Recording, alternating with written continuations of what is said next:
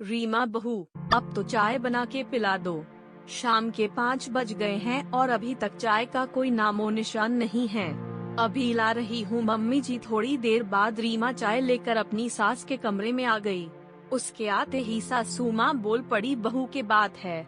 आजकल मैं देख रही हूँ कि तेरा काम में जी नहीं लगता, बहुत ढीली हो गई। कोई बात है तो बता दे मने। नहीं मम्मी जी, ऐसी तो कोई बात नहीं है, मैं तो सारे काम समय पर ही कर देती हूँ। न बहू, मैं देख रही हूँ तड़के भी तूने नाश्ता बनाने में कितनी देर कर दी। तब तक मैं नहा धोकर तैयार हुई, तब तक रसोई में कोई हलचल नहीं थी। मैंने तो लगे हैं कि तेरा मन अब काम में जी नहीं लगता। तेरे माँ यके में सब ठीक तो है?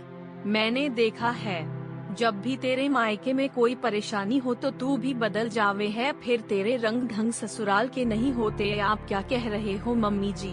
मेरे घर के तो सब ठीक है, लेकिन आप अपनी आदतों को कब बदलोगे? क्या मतलब है तेरा? रीमा बहू, क्या कर दिया मैंने? मम्मी जी, 2 दिन पहले पड़ोस में क्या कह रहे थे कि मैं कोई काम नहीं करती। आपको सारे काम करने पड़ते हैं। बच्चों को आपके पास छोड़कर ये तो टेलीविजन में कसौटी नाटक देखती रहती है। नहीं तो मैंने तो किसी को भी नहीं कहा ये सब। रुको, मैं अभी आई, कहकर रीमा पड़ोस के घर में गई और बूढ़ी दादी को बुलाकर लाई। और आते ही दादी बोल पड़ी, क्यों रीमा की सास, तू मेरी बहू से अपनी बहू की बुराई करन तो लाग रही सी? मैं वहीं तो बैठी थी, तुमने सोचा ये बूढ़ी दादी हमारी बात न सुन रही तो बोले जाओ। लेकिन एक बात सुन, तुम जैसी औरतें जो दूसरे के घर जाकर अपनी बहुओं की बुराई करो हो, तो जब तुम्हारी बहू को पता चल जाए कि हमारी सास हमारी बुराई कर रही तो तुम्हारी इज्जत क्यों करेंगी? माना कि बहू दूसरे घर से आई है, वो तो सदा से है बड़ी की मात्रा पर आई है, लेकिन बहू को भी सम्मान चाहिए। यदि तुम सब ऐसे ही उसकी और उसके परिवार वालों की बुराई करते रहोगे तो ये भूल जाओगी कि बहू तुम्हारे लिए गर्म गर्म खाना परोसेगी या तुम्हारी इज्जत करेगी।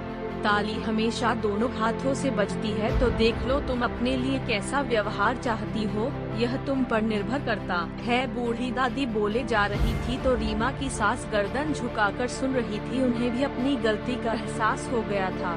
दोस्तों, आपको हर घर में होने वाली एक छोटी सी बात कैसी लगी? यही छोटी छोटी बातें आगे चलकर एक बड़ा पहाड़ बन जाती है।